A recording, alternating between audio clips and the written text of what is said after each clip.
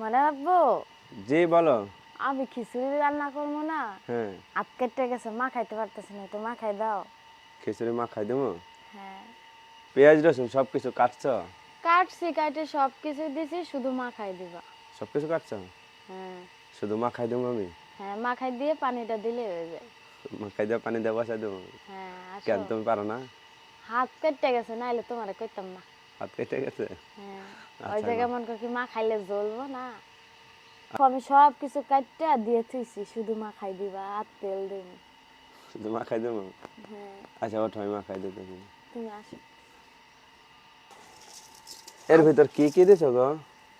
রসুন, পেঁয়াজ, গরম মশলা, মরিচ, দারচিনি। রসুন পেঁয়াজ বেশি বেশি করে দিছো? হ্যাঁ, হ্যাঁ খিচুড়িতে রসুন পেঁয়াজ বেশি না দিলে ভালো লাগে না। হ্যাঁ, এখনই তো মনে হচ্ছে খাওয়া যাবো। হ্যাঁ, এখনই তো মনে হয় খাওয়া যাবো। একটু খাই দেখো তো।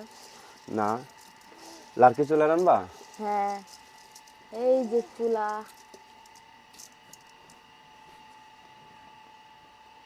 তেল দেবো কতটুক? একটু দিয়ে দাও, হ্যাঁ, একটু দাও। থাক, বেশি দেওয়া লাগবে না।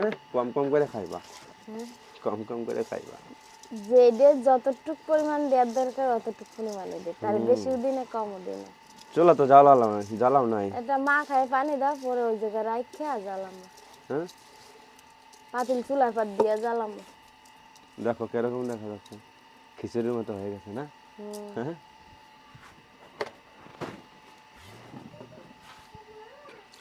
হ্যাঁ।